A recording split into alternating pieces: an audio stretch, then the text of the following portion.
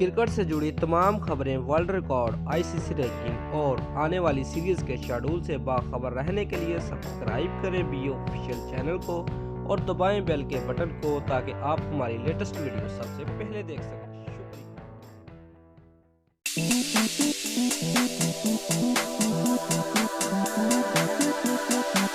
Viewers, PSL के playoff matches में Islamabad United के हाथों शिकस्त का सामना करने वाली कराची किंग की टीम अपना अगला मैच खेलने दुबई से लाहौर पहुंच गई है।